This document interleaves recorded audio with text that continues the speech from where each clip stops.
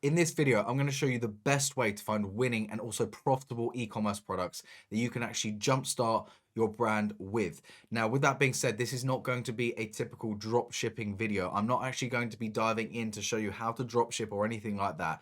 This is actually completely different. This is going to be sharing a 5-stage framework with you so that you can actually create a product, actually invent a product of sorts to solve a major problem that not only you deal with on a day-to-day basis, but millions of other people do as well. And through this 5-stage framework, you're going to find different ways that you can start to eliminate potentially product ideas that aren't going to be the best to pursue, and then also narrow that down to those final product ideas that really might be worth your while to take to the next level and create a brand from. So with that being said, if you're new to the channel, my name is Luke Simmons. I'm an owner and partner at Bad Marketing. We're an e-commerce agency specialized in helping brands grow anywhere from 0 all the way to 9 figures. And that is one of 3 agencies that I've actually helped grow and scale over the last 4 to 5 years. And that's given me a unique perspective on literally hundreds of DTC brands. And so what I hope to do with this channel is share as much of that knowledge and information as possible with you guys so that you are able to actually create your own products and brands and scale them into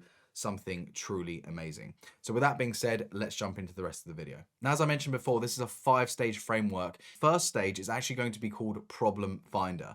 Now, this might seem very simple, very basic, but this is by far the most important stage in all of them, because if you can do this right, you're going to be able to see a lot more success in the other 4 stages. Now, stage 1 being called Problem Finder, even though it's kind of in the name, I'm going to elaborate on that. Essentially, what we do in stage 1 is take the next 2 to 3 days to summarize and take note of any problems that we experience within our day-to-day life. That really is as simple as grabbing a pen and paper, putting it in your pocket at all times, or even easier for most of us is literally creating a new note on our phone. And every single time that we experience an everyday task, chore, whatever it might be, that we don't particularly like doing, or we find irritating, we find it, unpleasant, whatever it might be, all those negative feelings associated with that task, that is going to be an indicator of a potential problem that you should write down on this list. To give you a couple of examples of what some of these problems might look like, they can include, for example, something as basic as your toothbrush smelling from being in the toothbrush holder for a number of days. A lot of people experience it. It's unpleasant. I'm sure if there was a suitable solution to that, most people would take you up on it. Another example would be checking your car oil. It's not, again, particularly pleasant. It's a pain to have to do, to be completely honest. And it can also end up in getting messy with oil all over your hands. And just a third example here would me being a dog owner. I have to deal with pet hair on a day-to-day basis, and I can't explain to you how annoying it is. Those of you who have pets will understand, but especially recording content like this, having to check whether my jumper, my hat, any piece of clothing that I'm wearing has hairs or not on it is just a step that I really wish I wouldn't have to take. Obviously, it wouldn't replace my dog for the world, but it's definitely a annoying problem that I have to deal with on a day-to-day. So to summarize stage 1, these are the kind of problems that you're looking for. Take the next 2 to 3 days to take note of every single one of those problems. The more, the better. We're going to filter through that list throughout the remainder of these stages. But the more that you have, the more chance you have of really landing on that golden nugget, the golden piece, or the golden problem in this case, that you can then develop into a product and brand. Now, stage 2 is called Problem Solver. What we're really trying to do in this next stage is taking that huge list that you've just created over the last 2 to 3 days, making note of all of those different problems that you've experienced. And now we're going to do some basic research to try and dwindle down, make that list much shorter.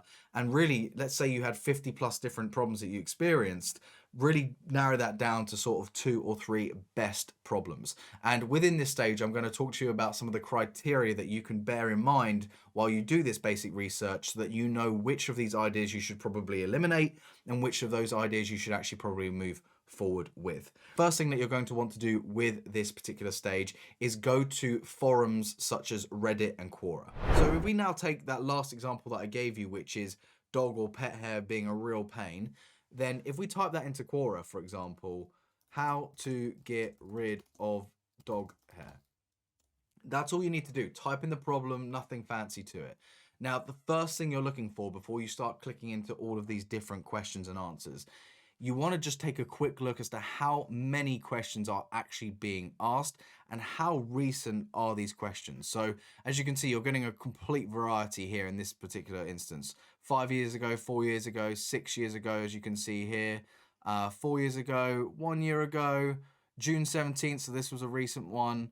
1 year ago, July 15th. So again, this clearly is already showing me that there is a hell of a lot of people that deal and experience with this problem. Again, something like dog pet hair is probably quite an obvious one, but again, it's really worthwhile doing this research, because if it's a genuine problem that people are looking for a solution for, they're going to come to places like Quora or Reddit. And if they don't come and ask these questions, even though you know it's a problem that millions of people deal with, and there aren't that many questions being asked, then it's probably safe to say that that's a problem that most people don't feel like it's a big enough of a problem to do anything about, right? So that would again be the first criteria that you'd look for to eliminate that potential idea off of your list. And so in this scenario, it's probably safe to say that this is actually a problem that, one, a lot of people deal with, and two, that a lot of people see this as a big enough problem to try and go ahead and find a solution. Again, this all plays into supply and demand. If we can actually see from some basic research that people are actually actively looking for a solution, then we know that actually if we were to put the correct product, or a product that would actually answer their problems, right in front of them, then the chances of them purchasing and this turning into something that can be scaled as a product and brand, the chances of that happening are far greater. So once you've kind of had a quick look through and established that actually this is a worthwhile problem that people do see value with, so now we want to take a bit of a closer look as to what the actual questions are that are being asked and see how much engagement they have. Are people responding to them? Are they actually, providing potential solutions in their answers? So as you can see, this first one here is kind of spot on with my question in the first place. What's the best way to remove dog hair from clothes? I love my golden retriever, but this is ridiculous. I have a golden retriever, so that's actually spot on. So in my home, it's okay to eat the pavlova even if the dog has licked it. Okay, how do I get cat hair off clothes in a washing machine? So there's 3 upvotes. This was 3 years ago. Comment: I too have this brand of hair catcher. Unfortunately, it doesn't work in my washing machine. Not one hair sticks to it. Waste of money. Okay, so this is potentially a perfect example of a marketing angle, because clearly they've tried a product solution. In this case, it was a hair catcher. We'll look into that in a second. And it hasn't worked. That's 2 people in this very short amount of time that we've seen have tried a product that's currently out there to solve the problem that we're looking for and researching. So that's Quora. Let's go to Reddit now and just see if we can get any other feedback. All right, so now we're on Reddit and I've typed in the exact same problem into the search bar at the top. And let's see what it has come up with. Okay, so this second one down here, pet hair on clothes, question mark, 44 upvotes, 51 comments. So let's have a look here. Okay, so how do you guys keep clean clothes with your pet hair? I stopped wearing black since I adopted my cat. Probably should do the same. Even after using rollers, there are still enough tiny hairs on bed, sheets, and clothes. Okay, cool. So this is like pretty much the exact problem that I would associate myself with when I wrote that down on my list, right? So let's take a look at some of the possible solutions here within the answers. So first one, I use a rubber glove for dishwashing. Using a circular motion, it grabs hair and rolls it into a ball that is easy to pick up and discard. Okay, cool. So that's a great potential product there, right? Here obviously they've used a rubber glove that's for dishwashing, so that's a product that's meant for something else that's actually kind of doubled up and provided a solution for this particular problem. But that also provides an opportunity where a specific glove could be made. Now, I have a feeling that there is already products out there like that. But again, this is an indicator that they are trying to actually create solutions to this problem in the form of a product, which is a great sign. Okay, great. Next one is damp cloths are great at removing pet hair from clothing and upholstery. Damp microfiber cloths are best, I have found. Shake off fabric before washing and after drying, then use the roller and damp cloth for any stragglers. But best prevention is brush and bathe your pet frequently. If wearing black, put it on just before you leave the house. Cool. So again, another really good potential answer here that gives us, again, more insight on what other people are doing. So now already within these 2 answers, we've seen that a rubber glove could potentially do the trick. We've also seen that damp cloths also work well. So again, there might be a potential to merge the 2, which we can get to in a second. Just seeing the response here is, if I was to try and bathe or brush my cat, I would be bloody. She'd have no part of it. Thanks for the suggestion of the microfiber cloths. This is also great. This is the kind of information that you want to be keeping track of. That might not directly impact your product, but what that is going to do when you are ready to bring your product to market, it's going to give you a potential marketing angle that you can use. So you could actually address pet owners by sympathizing with them and relating to them, that actually trying to, wash your pet on a frequent basis, whether that's a dog or cat, isn't realistic. And second of all, it's probably one of the most stressful things you can do. I know that my dog absolutely hates being washed, and I try to avoid it at all costs. Obviously, it has to be done, but it's not something I could do as regularly as I'd like in order to solve the problem of dog hair. So again, this is just a great thing to keep note of. So if we keep going further down, to be honest, it isn't something I worry about. If someone says something about my dog hair on my clothes. Okay, so another answer to this question here is, someone else shared this in a dog related sub. I only do this for nicer clothing, but can confirm it really works. Store clothes inside out, flip and change into them right before stepping outside, and change right after coming home if you're planning to wear it again. Use a dryer sheet to reduce static attracting hair. Okay, cool. So that's again another thing that we should bear in mind. So this indicates two really big things for me. The first one is that to me, and I don't know how you feel about it, but that is a lot of effort in order to prevent dog hair showing up on my clothes. I mean, I am not the best folder keeping things neat there ever was. And so let alone getting things neatly folded away and hung up is a mission in itself. So actually then having to think about which clothes I'm going to want to wear and have to actually think about turning them inside out, ready for the time I want to wear it, just a nightmare, something unrealistic. But this just goes to show you that there is actually a lot of people who are going to that extreme in order to solve that problem. So what does that mean? It means the problem that we're talking about here is actually very, very big. And if people are going to those lengths, it indicates to me that there is actually probably a huge chance to sell them something at a very reasonable price in order to solve that problem for them. So that's a great indicator. And this just goes to show you the kind of information that we're looking for within these forums, because it really does give us a clear indication of how strong is that supply and demand.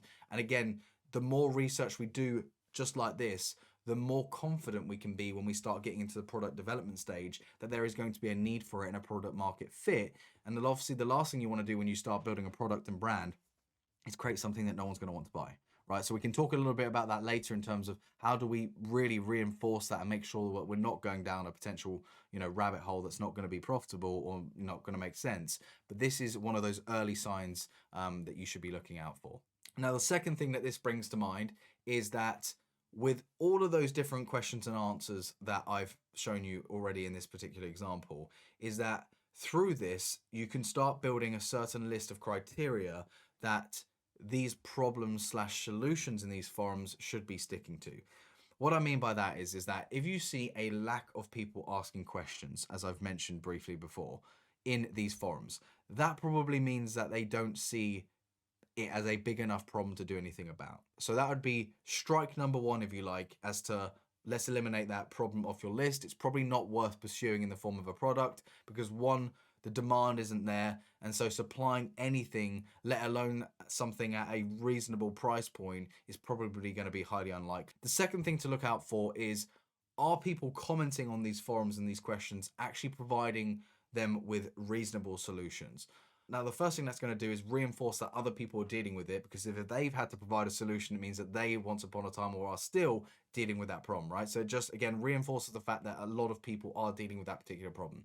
The second thing it does is gives you an idea as to what current options exist to try and solve that problem. Now, that might not always be a product straight away, but it might be a technique or some DIY way of doing it at home that, again, depending on what that DIY do it yourself at home thing might be, that can then be evolved into a more easily used product that you could potentially create. So hopefully by now you're starting to see how all of these different pieces of information through this very, very basic research has now started to give me these ideas that could actually point me in the right direction of finding that product that would make sense in order to solve this problem of how to get rid of dog or pet hairs on your clothes. So what I suggest with stage 2 is actually repeating that process for every single one of those problems on the list that you've created in stage 1. Now actually you'll find that you don't need to spend that much time on every single problem, because as soon as you type in a problem, it might be very clear right from the offset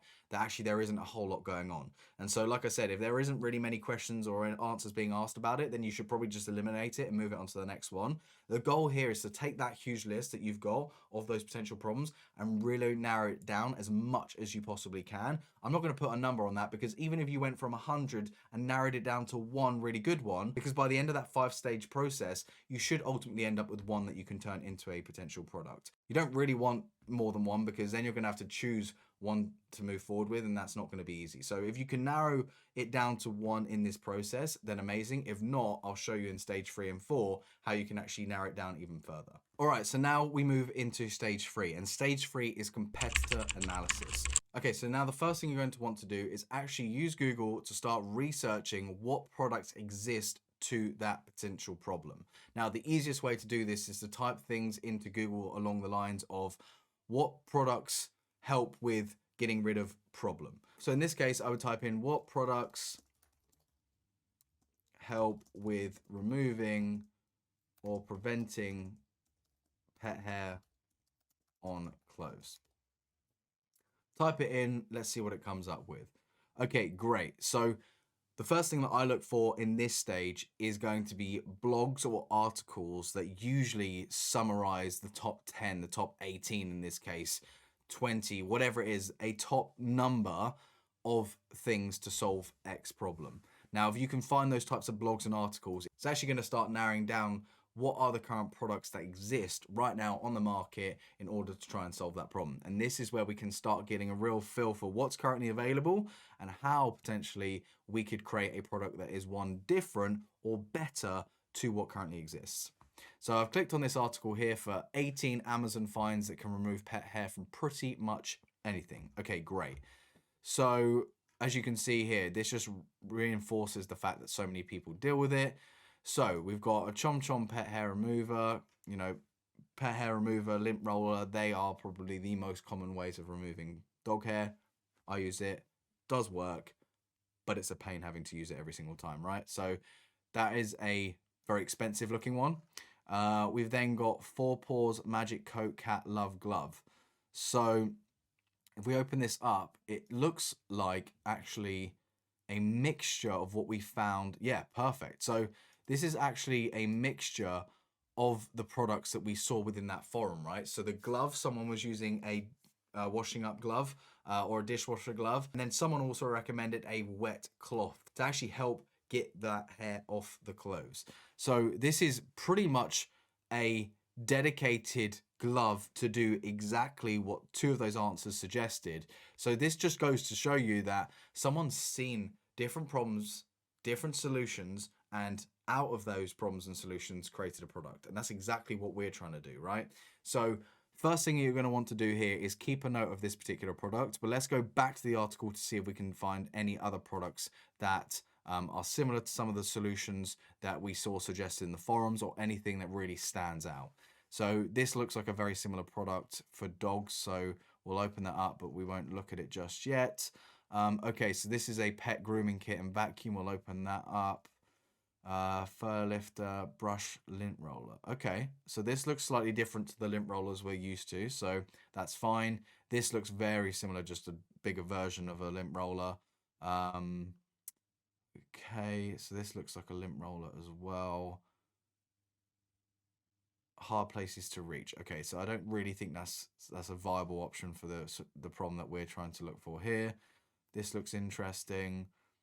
This looks interesting. Fur zapper pet hair remover for laundry. Okay, so when it comes to removing pet hair from laundry, so if you remember back to the forums, there was this whole question and answer about the fact that people had tried to use a specific product within the washing machine, but it actually completely failed and none of the pet hair was removed. So again, this product seems very similar to what they were describing within that forum. So we'll open that up and have a look at it, because potentially that's a product, again, that can be developed and made better. If we can make it better, potentially there's a market there for people to buy it. Okay, great. So then we've also got this all natural distilled white, white vinegar. Okay, so Loosens fur. Okay, we're going to skip over this one for now because that's not quite what we're looking for. Okay, Dyson. Yeah, okay, very expensive. Vacuum, vacuum. Dog seatbelt harness. Okay. Yes, understandable. We've got these covers for the car. Okay, so we'll leave it there for now because a lot of these other potential products are not specific enough to the original problem that we were trying to solve, which is trying to prevent or get hair and dog hair, pet hair off of clothes as much as possible. So let's take a look, a little bit more of a deep dive into these different products. So obviously we've already looked at this one in particular. Now the first couple of things that I want to make note of as soon as I found some other potential products is, are people buying these products? So a real quick indicator, you can use plugins such as Helium 10 and other things on Amazon, but a really quick indicator usually is the number of reviews, right? If we can see that there's a whole bunch of reviews into the thousands, it means that most likely tens of thousands have probably bought this product, right, in order to justify 1,400 reviews. And we can also see that actually there's a 4.2 rating out of 5 stars here. So this is a really good product to take a look at, and we'll dive into the reviews in just a second. Okay, this one is literally pretty much the same product, but it looks like it doesn't have as many ratings. So this one is specifically based off of the name, more for dogs. This one is more for cats from what we can see. And it doesn't look like the dog one is working so well. So that'd be interesting to look into in just a second. Okay, so the next product that we have here is the OXO Good Grips Fur Lifter Self-Cleaning Furniture Brush. Okay, again, so this is pretty much a lint roller or something equivalent, but it's kind of shaped differently, and it's using a special type of material to be able to kind of easily pull off the hairs from a surface. So, okay, that's definitely something that we can take a look at. Again, the ratings and the reviews on this are incredibly good. Again, it looks like the price point is quite competitive. So this will be a good product to take a look at as well. Okay, again, a lot of ratings. This looks very similar to the other one. So you can see that actually these products are very, very similar. They are trying to solve the problem in the same way. They're just packaged and designed differently, ultimately. So that's really what we're trying to boil down to, right? We're not so concerned if there are 100 different variants of a particular product that's trying to solve the problem in the same way. We're trying to look at what are the different variants of products that are solving that problem. One way would, for example, be the vacuum in this case. One way would be the lint roller, and then another way could be these sponges slash furniture brushes, right? They are all different products trying to solve the same problem, but they are quite clearly different products solving it from a slightly different angle each time, right? And if we go to the last one that I pulled up, it doesn't look like it actually pulled it up on Amazon, but I can see actually this one's very interesting. I've seen an ad for this not so long ago called Fur King. And yeah, this looked very effective. So you can see a before and after here of what this very small product was able to achieve, which is pretty impressive. So it's got some comparisons there. So again, another great thing with Amazon is that you might be able to see, based on the products that are in that category, what they compare themselves to, because that will then give you indications of what other products are on the market, which you can then do some research on, right? Cool. So that's giving us some really good ideas as to what is currently out there. So some of the research I would do at this stage is actually taking a look at the reviews, seeing what people have to say. So for example, if we jump here, we can see that most people are rating these good. I would pay attention definitely to the 4 or 5 stars and, just get an idea of what people love about the product. But really, with your research, where you want to spot the gaps is actually looking into the 1, 2, 3 stars, right? Because that's where there's potentially going to be something about the product that people don't like. And if we can capitalize on the areas that people don't like with potentially improving that particular product, that's what we're trying to do, right? So, with Amazon, again, what's so great about it is that you can just select on the different stars here to go straight to those worst reviews. So we can see, here there are some really detailed bad reviews, which is great because this gives us loads of information about why this product wasn't good enough. Again, all I see here is opportunities, right? So At best, it helps to loosen the downy hairs that then stick to everything that they get on or come into contact with. This grooming glove does very little, especially in comparison to a brush. Plus, what hairs are removed adhere to the palm base of it, and it is difficult to clean. All right, so, this glove seems to take some of the hair off, but then it's all sticking to the product and then kind of ultimately makes the product unusable going forwards, right? Because you don't want to be putting a hairy glove then back onto a piece of clothing. So that's a problem.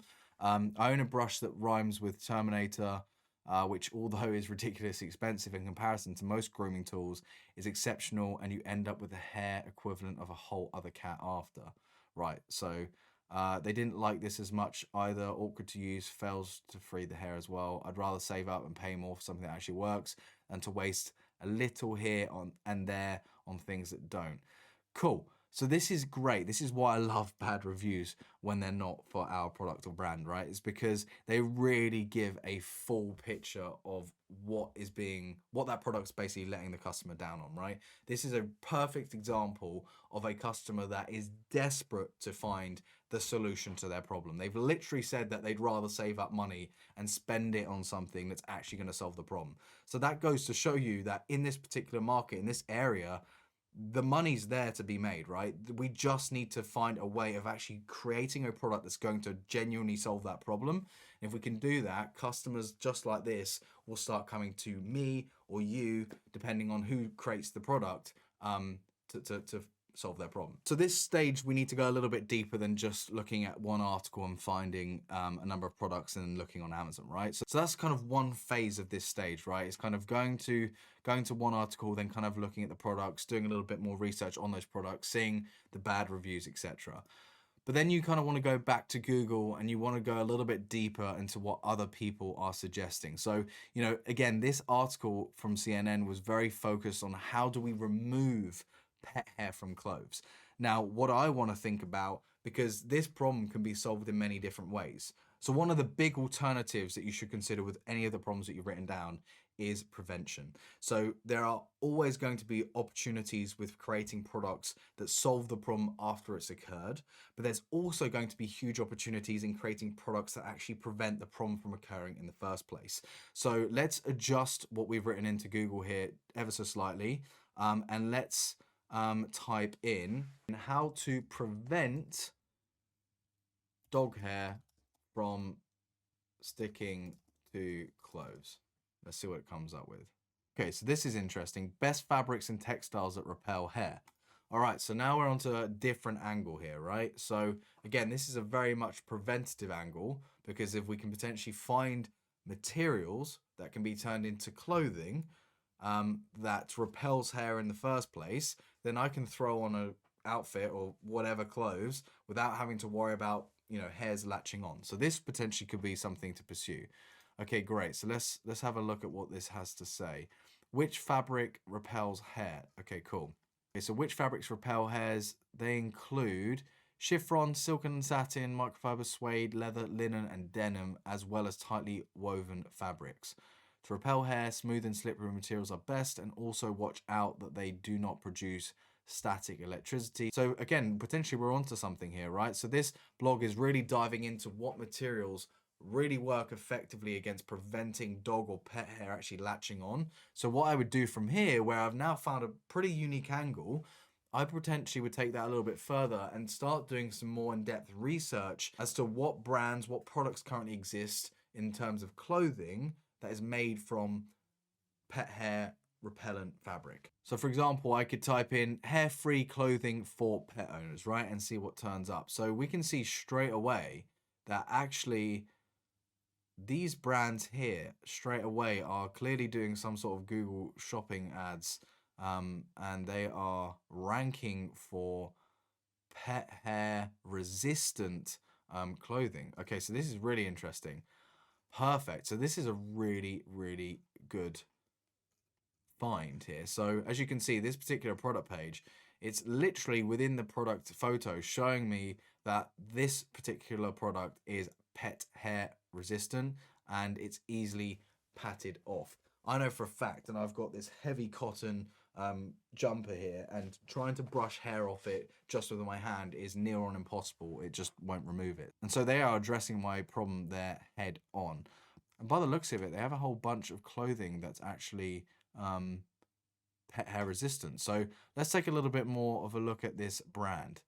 Okay, cool. So I don't know if you've clocked onto it like I have, but the first thing that I've noticed is that just from even going on their homepage right now and having a very quick look at the different categories that they offer, I can't see any men's clothing. So let's go back to Google. Um, let's see if we can find any other products. Um, okay, so there's dog mum clothing here. Let's have a look. The best dog mum clothing, lounge and sleepwear. Okay, so this doesn't look quite like what we need. All right, so let's go back to Google. Let's have a look if we can find any men's stuff in particular. So what we need to do here is go to shopping. What shopping does will kind of just narrow down to the brands that are really having some sort of impact in this industry, because chances are if they aren't running Google ads, then either they're too small, they don't really know what they're doing, or they're not really focused on creating products around the problem that we're searching for, right? So that's normally a good indicator of whether there is opportunity and there is a gap in the market that you could potentially fill, right? So just having a really quick look here, we can see that obviously that Halara brand is showing up everywhere. But besides that, it doesn't look like there is a whole lot of competition, which again is a great sign.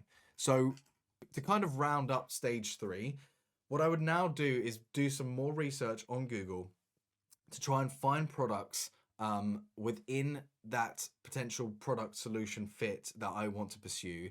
And in this case, I've pretty much landed on pet hair resistant clothing. And the reason for that is because I can really get very specific and niche down on a particular type of clothing, right?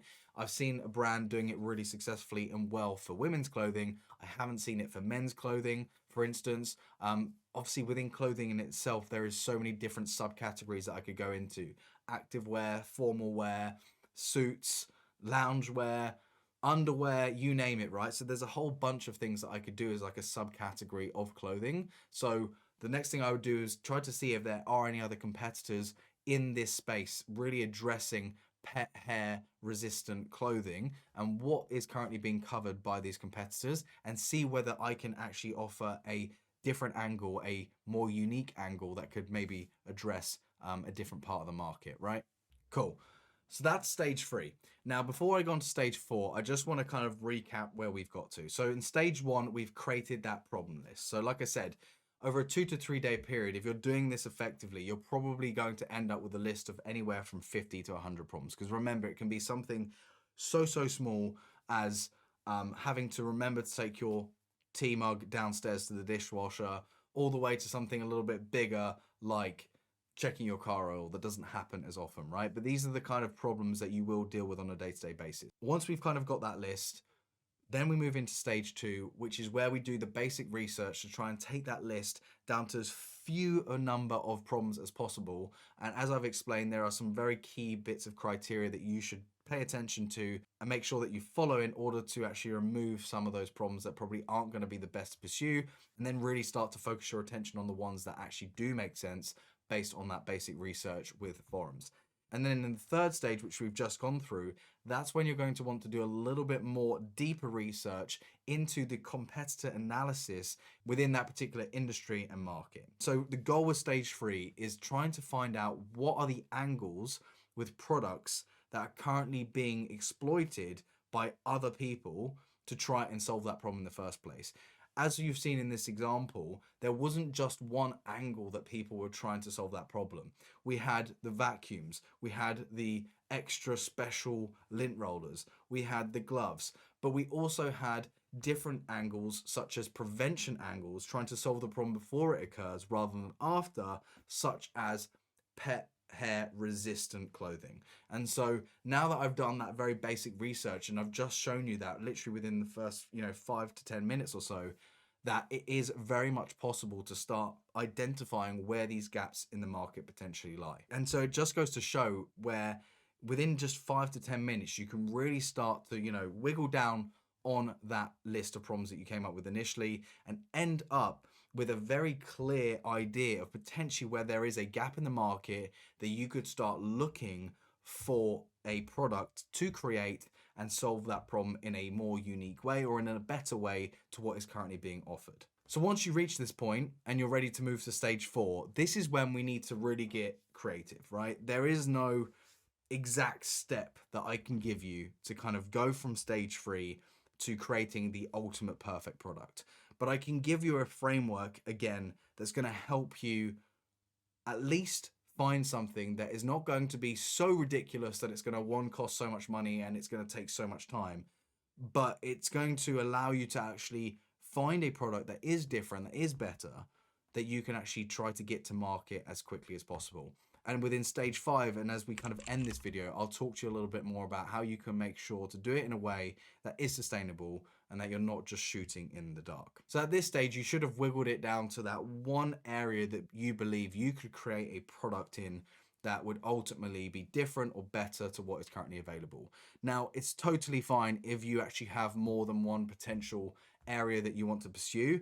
What you are able to do within this particular stage is if you start to find that actually through the product creation process that I'm going to walk you through in a second, that actually isn't really attainable, or it's going to be something incredibly complex or just doesn't align with where you want to go, whether that's from a investment standpoint or whether that's from a time consuming standpoint or whether it's simply something that you just don't understand or care enough about, then having a backup with another problem that you've kind of reached that point with where you potentially see a gap in the market is not a bad thing at all, because it means you can then repeat stage 4 for that problem and see whether you can find something else in that area. So ultimately with stage 4, when we look at product creation, we now should know what that gap is. Again, relating this back to the example that I'm using, I am focused on pet hair repellent clothing.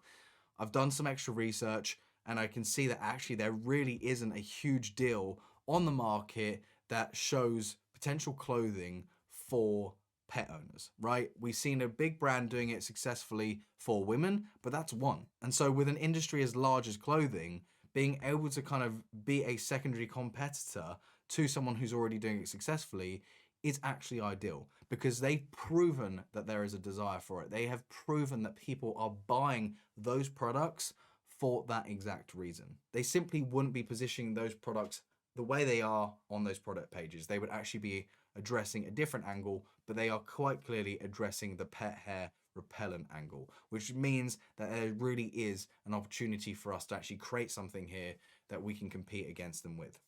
Now, we really don't need to get crazy fancy with how we start looking for a potential new product. Now, again, as I mentioned, you will need to be creative here, right? So through your research, your brain should be literally going crazy with all of the different areas that you could potentially pursue and create based off of those problems.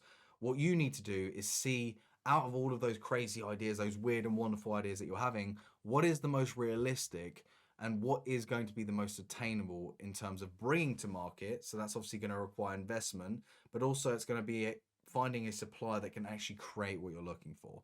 And if you can narrow those ideas down and boil that down so that it fits into those two things, then that is going to be the product that you can pursue. So again, in my example, because it is pet hair repellent clothing, I've already done some research, as you saw, on the different types of materials that actually I need to create my clothing in order to create a product that is actually pet hair repellent. So another thing that I always do is when you find competitors, make sure that you save those competitors somewhere. They will be your lifeline and your guidance when you bring these products to market. You want to make sure that you're keeping a very close eye on these particular competitors. And what I mean by that is that you want to be checking their website regularly. You want to be signing up to their emails so that you can actually start receiving their emails. You want to follow them on all social media so you can see what they're doing from an organic standpoint.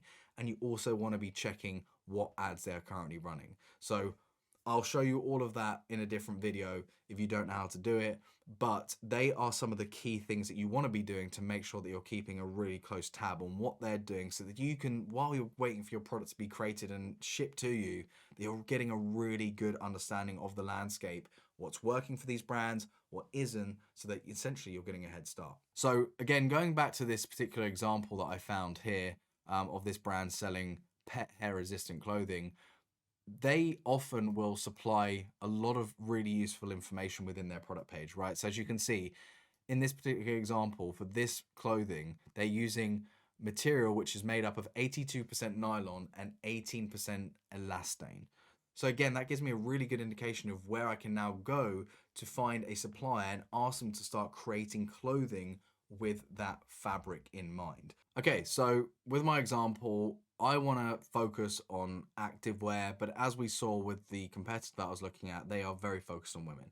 So I'm going to do the most obvious thing for this example and try to recreate this, but essentially for men, and actually offer men a brand and products that they can go to when they are looking for clothing that prevents dog hair from going everywhere once they're wearing something, right? And again, speaking from experience, if that was something that I got targeted by, it is definitely something I'd pay attention to, right?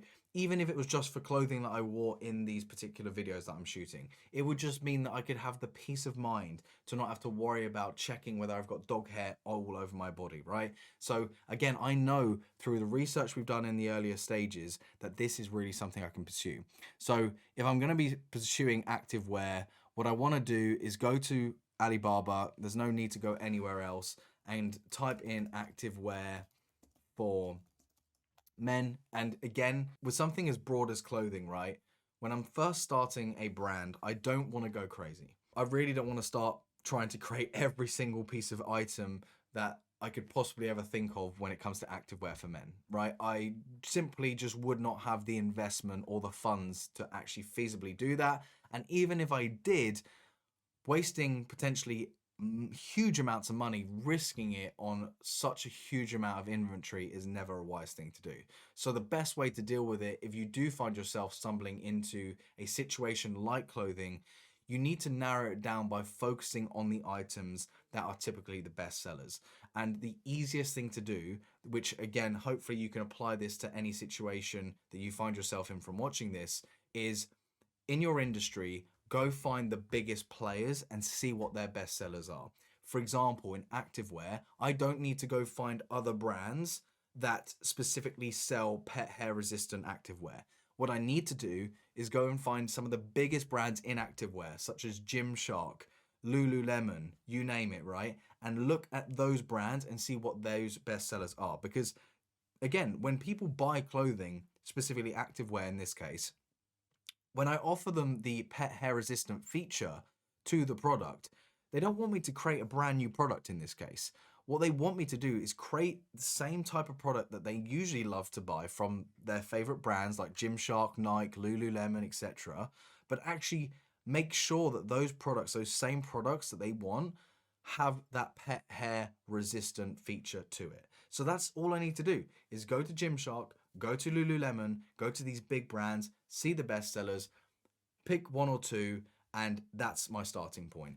Take those one or two products and start looking for a supplier on Alibaba that can help me with those one or two products, and then actually start using material based on the research I've done and what the other competitors are doing to create activewear, in this case for men, that is pet hair resistant. So in this video, I'm not going to dive into how you should reach out to suppliers or anything like that. But the bottom line is that you should come to Alibaba once you've figured out the kind of product that you're looking for, and you should then start messaging these suppliers to see whether they can actually help create what it is that you're looking for. In this case, very simple. They're most likely making the product I need, and I probably have an absolute bunch of suppliers that I can choose from. I just need to find the supplier that's going to help me, one, be able to source the right material, and two, is going to actually give me the most competitive price. That's really my goal. It's going to take some time, but I know exactly what I need to do. And even if it takes me 2-3 days to find the correct supplier, it's going to be well worthwhile once I start making an investment into buying inventory. Now, with clothing or pretty much any product that you're going to be designing, there's two things I want to mention. The first thing is that you don't have to feel the need to completely reinvent the wheel. Like, I think that this clothing idea with the pet hair resistant feature is an ideal example of that. I am not reinventing the wheel when it comes to clothing. I'm actually offering the exact same pieces of clothing that they could buy from their favorite brands that are currently on the market, Gymshark, Lululemon, like I've mentioned before. I'm just adding a new feature to those products, and my whole brand is going to be angled and positioned around that particular movement, which is going to be providing pet hair repellent clothing, right? So I'm not reinventing the wheel. I'm just finding a different angle within the market that I can start positioning these products and my brand to potential customers. That being said, if you do find yourself creating something that's a little bit more technical, that requires potentially design with the actual product that you're trying to create, then the best thing you can possibly do is go to Fiverr and look and do a little bit more research on the kind of designer that you need in order to bring that product to life. Now, with clothing, you can usually get away with someone on Fiverr who's familiar with creating tech packs. They might even refer to themselves as a fashion designer. Again, rule of thumb, obviously, just look for people that have a lot of reviews, have clearly proven to be very good at what they do, and obviously make sure that you look at their portfolios to make sure what they are selling is what you need, right?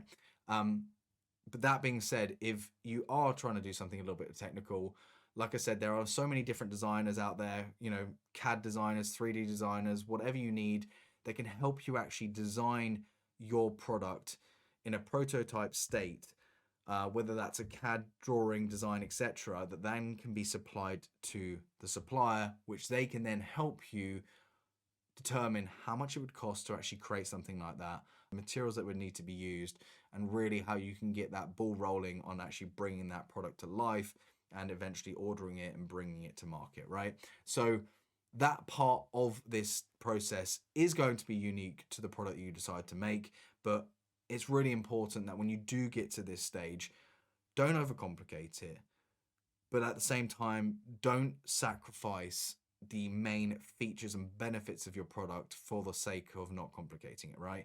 If there is a genuine demand for the product solution that you've come up with, and it's a matter of trying to design that product in the best way possible, make sure to work with the right people. Like I said, you can find them through Fiverr or even Upwork, and try to find ways where you can create that product in the simplest way possible with the most reasonable types of material possible, so you can bring your cost of goods down as much as possible without jeopardizing the effectiveness of the product in the first place, right? Because at the end of the day, if you can't bring that product to market and it genuinely solves the problem that we initially started researching for, then there is no point pursuing that product any further, right? But if you genuinely can create a product by using the help of a designer and create something that ultimately will make sense to produce in the long term, then that's something that you should pursue. That actually you might just be onto the next big household brand or product, and taking, you know, a month, 2 months, 3 months, even a year to develop something might be what's necessary. Obviously, there's always a thin line between taking too much time and then not spending enough time. But hopefully through this 5-stage process and framework that I've shared with you today, you're going to be able to start actually taking your ideas for these amazing products to another level, and you're going to be able to start really narrowing it down to the products that are worth pursuing. And so if you do follow this process and come up with product ideas and you'd love to share them with me, either share them in the comments below, or if you want to keep it private, feel free to shoot me a message in my social profiles, and I'd be more than happy to help you, give you some advice. But with that being said, thank you so much for watching the video. I will be creating lots more content around this subject and talking to you about the further stages into developing that product, bringing it to market, and how you can make sure right from the get-go that you can be as profitable as possible. So stay tuned for those videos coming up soon. So thanks for watching. I really appreciate it. If you like this video, like and subscribe, and I will see you in the next one.